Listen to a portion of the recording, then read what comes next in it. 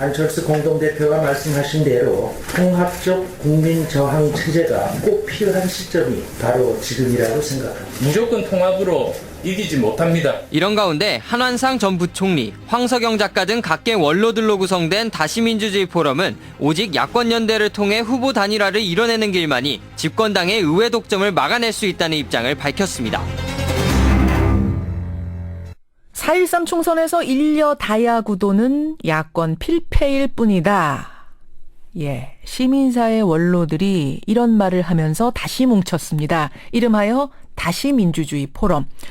국민의당 안철수 대표가 연일 야권 통합에 반대 입장을 분명히 하는 가운데 원로 인사들이 비상정치협상회의 구성을 전격 제안하고 나선 건데요. 한완상 전 부총리, 또 이만열 전 국사편찬위원장, 소설가 황석영 선생, 함세웅 신부 이런 정계, 언론계, 종교계 인사들이 두루 참여하고 있는 이런 모임입니다. 이분들 도대체 어떤 절박함을 느꼈길래 이렇게 뭉치게 된 건지 직접 만나보죠. 다시민주주의 포럼 공동대표를 맡은 한완상 전 부총리 연결이 돼 있습니다. 한 부총리님 안녕하세요. 안녕하세요. 아니 많이 바쁘시잖아요. 그렇습니다. 그렇죠. 근데 한 부총리뿐만 아니라 참여한 인사분들 한 분 한 분이 다 유명하고 다 바쁜 분들인데 이분들이 이렇게 한 자리에 모였다는 거는 그만큼 뭔가가 정말 절박하다고 느끼신 거예요. 맞습니다. 지난 3년간 역사 후퇴가 굉장히 빨리 엄청나게 진행됐거든요. 예. 그래서 지난 40년간 민주화를 위해서 온갖 고난을 겪었던 분들이 이제 민주주의가 소진된 것 같은 두려움을 느끼고 벼랑 끝에 섰다는 기분으로 우리가 겪었던 그 아픔을 우리 후세에게는 절대로 물리칠 수 없다는 그런 각오로 예.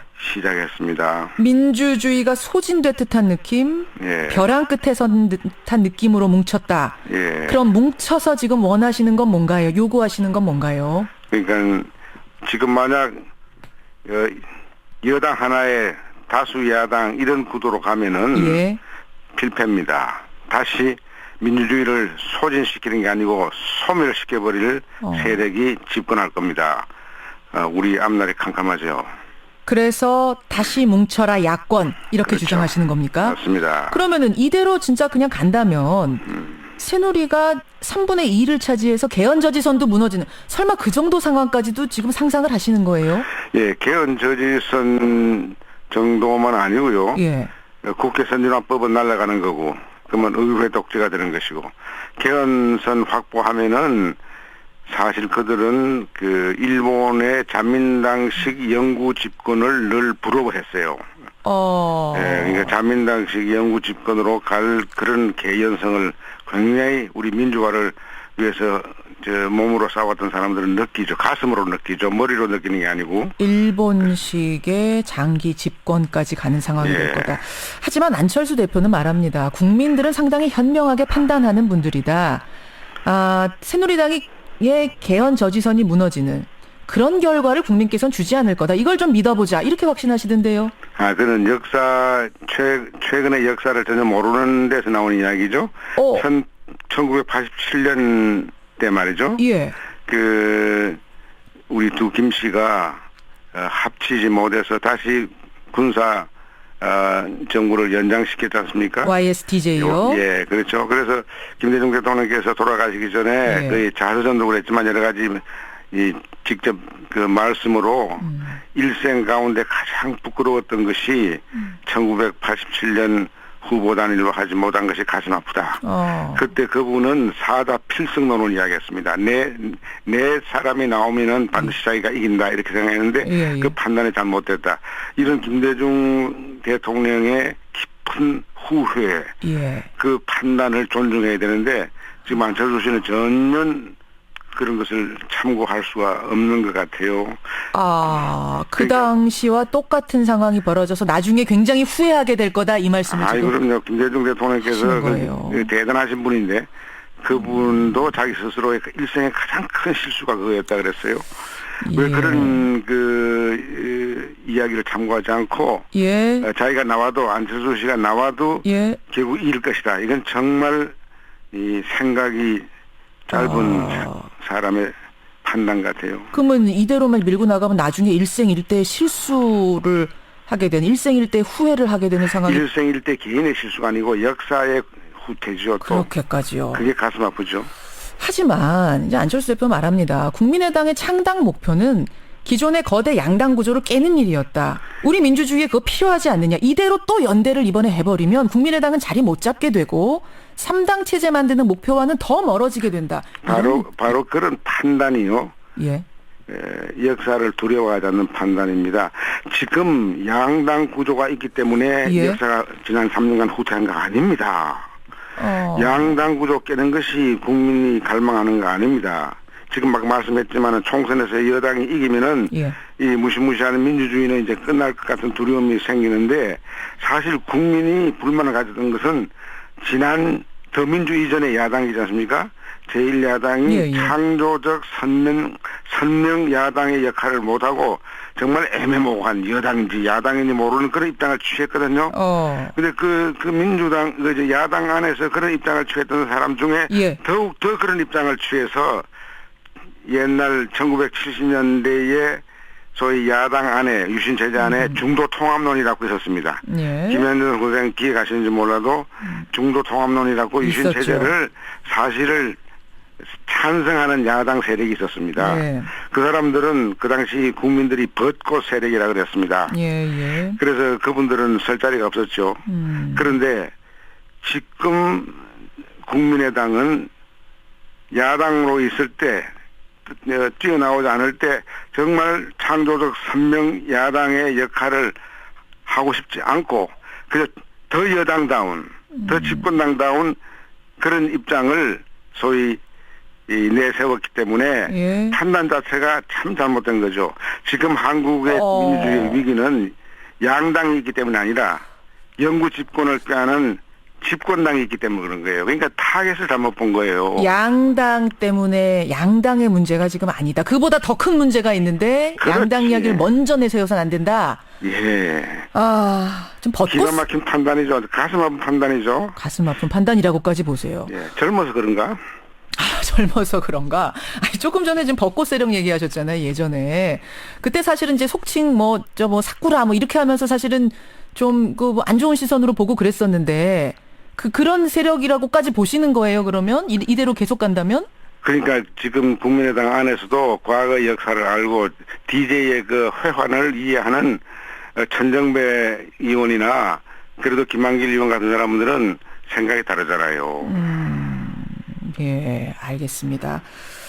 근데요, 저 한 부총리님 지금 들으시는 분들 중에 이제 여권 지지자분들도 들으세요. 그분들이 들으시기에는 아니 국민들이 알아서 다 판단하고 표 주는 거지 이렇게 인위적으로 통합하고 연대하고 이래가지고 선거하는 거 이거는 바람직하지 않다라고 그건 말이 안 되는 게 민주주의를 해야 한다, 평화를 세워야 한다, 인권을 세워야 한다 하는 그런 국민의 열망이 어떻게 인위적인 겁니까? 그거 하고 싶지 않은 사람들이 인위적이란 말을 쓰는 거죠. 인위적이란 말 잘못 쓰는 거예요. 하고 싶지 않은 사람들의 주장. 그 통합이 능사가 아니라고 주장하는 분들 중에 이런 얘기하는 분도 계세요. 익숙한 실패의 길이다. 왜냐?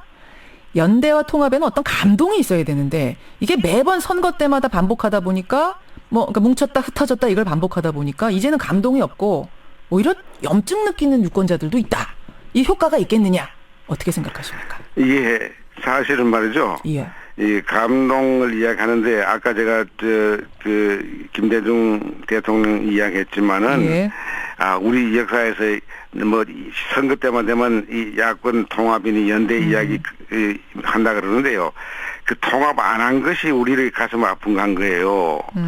통합을 하자고 해서 그게 예. 감동이 없었다는 그 사실도 제대로 역사를 읽지 못한 것입니다. 사실 우리나라가 이렇게 된 거는 늘 야당 내에 이른바 벚꽃 세력들이 나와서 예. 겉으로는 야당인 척하면서도 실제 결과적으로는 선거 끝나고 나면 여당을 도와주는 그런 가슴 아픈 일이 있었단 말이에요. 예. 네, 그 사실을 모릅니까? 그러니까 젊어서 모른다는 이야기죠. 젊어서 모르는 거냐.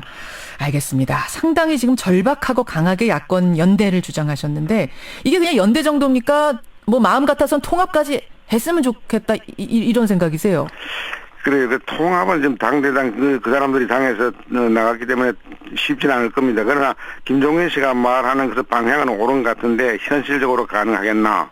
통합은? 그래서 이제 우리 나이 많은 사람들이 걱정하는 것이 그게 예. 현실적으로 되면 좋은데 안 되는 경우에는 예. 정책 협의를 한다든지 연대를 하자. 혹은 그 수도권에 있어서 특별히 예. 한 1%에서 3% 차이로 이 당락이 결정되는 그런 쪽에서는 후보 자신들이 아주 갈망할 겁니다. 그 후보 단일화를. 알겠습니다. 거기서부터 그러니까 국민의당 지도부의 한 사람이 반대한다고 해서 소수가 반대한다고 해서 예. 그 말을 잘 안 들을 겁니다. 그래서 현실적으로는 당대당도 되면 좋지만은 안 되면은 다른 방식으로 하자는 것이 우리 다시 민주주의 포럼의 생각이죠. 그래서 비상정치협상회의를 3월 10일까지 결성하자 어제 이런 말씀까지 하셨는데 이게 내일 모레예요? 이게 너무 촉박하지 않습니까?